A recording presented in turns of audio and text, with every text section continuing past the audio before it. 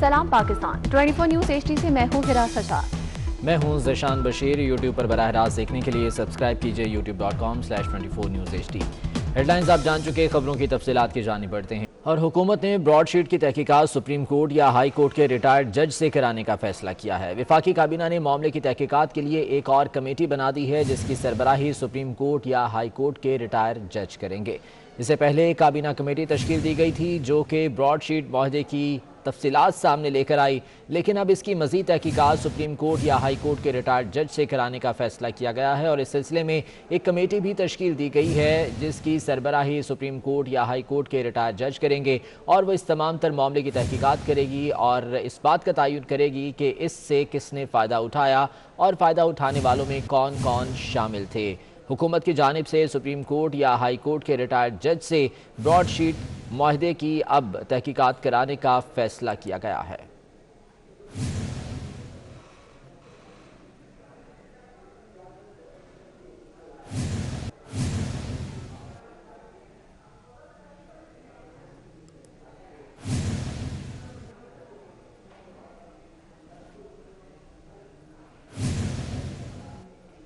سابق chief justice Sindh high court justice retired Shaiq Usmani کا کہنا ہے کہ کسی پارٹی کی فورن فنڈنگ ثابت ہو جائے تو وہ ختم ہو جاتی ہے۔ پروگرام نسیم زہرا ایٹ 8 میں گفتگو کرتے ہوئے ان کا کہنا تھا کہ اس کیس کا فیصلہ سپریم کورٹ میں ہی ہوگا۔ سپریم کورٹ کے فیصلے کے بعد حکومت بھی ختم ہو جائے گی۔ جبکہ دوسری طرف سابق سیکرٹری الیکشن کمیشن کنور دلشاد کا کہنا ہے کہ الیکشن کمیشن ممنوعہ فنڈ ضبط کرنے کا اختیار رکھتا ہے۔ الیکشن کمیشن کے فیصلے دونوں فریق کے خلاف سپریم کورٹ جائیں گے۔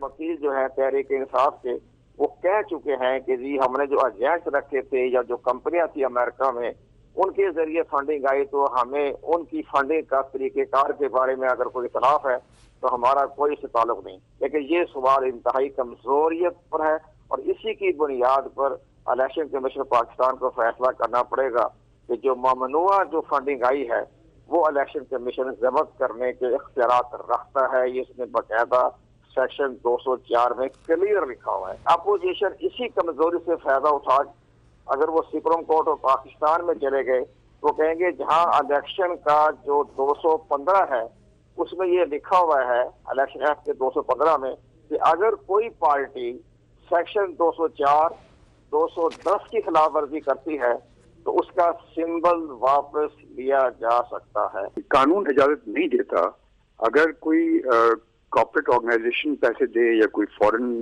سورس سے پیسے آئے یا آرگنائزیشن سے پیسے آئے، اس کی قانون اجازت نہیں دیتا، اور یہ انلیگل ہوتا ہے جتنی یہ کانٹریبیوشن ہے۔ الیکشن کا سمبل ہے وہ واپس دے سکتا ہے، اور اگر واپس دے سکتا ہے تو پارٹی ختم ہو جائے گی یقیناً۔ پاکستان ڈیموکریٹک موومنٹ نے فورن فنڈنگ کیس میں تاخیر ہونے پر الیکشن کمیشن حکام کو خط لکھ دیا ہے۔ خط پر مولانا فضل الرحمان سمیت اپوزیشن جماعتوں کے قائدین کے دستخط موجود ہیں۔ الیکشن کمیشن نے PDM جلسے کا جواب بھی دے دیا۔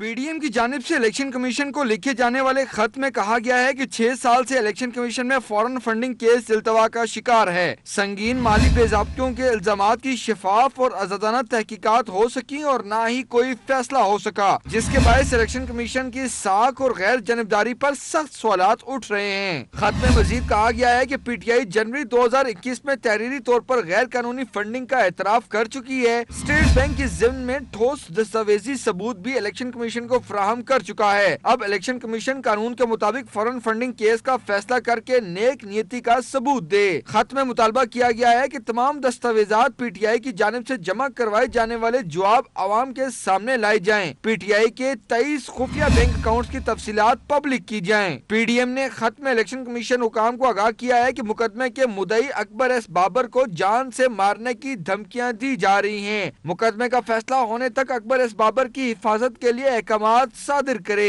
مدعی کو نقصان پہنچایا تو ذمہ دار دارالحکومت اور الیکشن کمیشن ہوں گے۔ ادھر ترجمان الیکشن کمیشن کی جانب سے جاری اعلامیہ میں کہا گیا ہے کہ الیکشن کمیشن بغیر کسی دباؤ کے اپنی ذمہ داریاں نبھانے کے لیے پرعزم ہے۔ الیکشن کمیشن انتخابات کے آزادانہ، منصفانہ اور شفاف انعقاد کے لیے بروقت تیار ہے۔ ترجمان نے کہا ہے کہ فورن فنڈنگ کیس کے حوالے سے موجودہ الیکشن کمیشن نے خاطر خواہ پیش رفت کی ہے۔ ترجمان کا کہنا ہے کہ فورن فنڈنگ کیس میں اسکروٹنی کمیٹی کو ہفتے میں کم از کم 3 روز اجلاس منعقد کرنے کی ہدایت کی ہے۔ عثمان خان، 24 نیوز، اسلام آباد۔ اور پی کے میپ کے سربراہ محمود خان اچکزئی نے انتہائی قابل اعتراض بیان دے دیا۔ الیکشن کمیشن کے باہر پی ڈی ایم کے جلسے سے خطاب میں کہا کہ مولانا فضل الرحمان فتویٰ دیں کہ بھوک میں لوگ سرکاری گوداموں کو لوٹ سکتے ہیں۔ فضل الرحمان سے ریکویسٹ کروں گا کہ وہ پاکستان کے عوام کو فتویٰ دے کہ بھوک کی صورت میں سرکاری گوداموں کو لوٹ کے کھاؤ اور مزے کرو۔ کراچی میں پاکستان سٹیل ملز کے برطرف ملازمین کا دھرنا 9ویں روز بھی جاری ہے، جبکہ برطرف ملازمین اور سٹیل ملز انتظامیہ میں مذاکرات ناکام ہو گئے۔ دوسری جانب سٹیل ملز کے ملازمین کو مستقل کرنے کا سلسلہ بھی جاری ہے۔ زہیب جی اجاز سے جانتے ہیں۔ جی زہیب بتائیے گا۔ جی دیکھیے بالکل جو اسٹیل میلز کے جو برطرف ملازمین ہیں ان کا جو احتجاج ہے وہ 9ویں روز بھی جاری ہے، اور انہوں نے اپنے احتجاج میں جو چیئرمین اسٹیل مل ہیں ان کے گھر کا 9ویں روز بھی جو ہے وہ گھیراؤ کر رکھا ہے، جس میں خواتین اور بچے ان کے مرکزی دروازے پر احتجاجاً طور پر وہاں پر بیٹھے ہوئے ہیں۔ اور اب سے کچھ دیر پہلے یہاں پہ جو ڈی سی ملیر ہے وہ بھی یہاں پر ان سے مذاکرات کے لیے تشریف لائے تھے۔ اس کے علاوہ جو یہاں پہ آغا رفیع اللہ ہے وہ بھی یہاں پر مذاکرات کے لیے آئے تھے، لیکن جو اسٹیل میل کے جو برطرف ملازمین ہیں ان کا کہنا ہے کہ جب تک ان کے مطالبات منظور نہیں کر لیے جاتے وہ اس دھرنے کو ختم نہیں کریں گے، جبکہ ڈی سی ملیر کا کہنا تھا کہ وہ ایک کمیٹی بھی قائم کر دیں گے اس حوالے سے، اور جو ان کی سفارشات ہوں گی وہ بھی منظور کی جائیں گی۔ لیکن جو برطرف ملازمین ہیں ان کا کہنا ہے کہ ان کو سب سے پہلے جو ان کے مطالبات ہیں، جس میں سب سے پہلا مطالبہ کہ ان کے گھروں کو خالی کروایا جا رہا ہے اور ان کو برطرف کیا جائے، اس کا سلسلہ جو بند کیا جائے۔ سندھ ہائی کورٹ کے حکم پر 19 جنوری کو ان کا یہی کہنا ہے کہ ان کے جو جائز مطالبات ہیں ان کو منظور کیا جائے، اگر مطالبات منظور نہیں کیے جائیں گے تو احتجاج ان کا جاری رہے گا۔ احتجاج ان کا جاری رہے گا۔ بہت شکریہ زہیب۔ جبکہ دوسری جانب لاہور میں گیس بحران شدت اختیار کر گیا۔ کم پریشر اور گیس لوڈ شیڈنگ کی وجہ سے شہری خوار ہونے لگے، متبادل ایندھن عوام کی جیب پر بھاری پڑنے لگا۔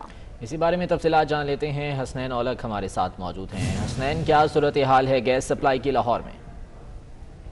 قائد حکومت میں گیس کی صورتحال کی بات کی جائے تو جو گیس بحران ہے وہ دن بدن شدت اختیار کرتا چلا جا رہا ہے۔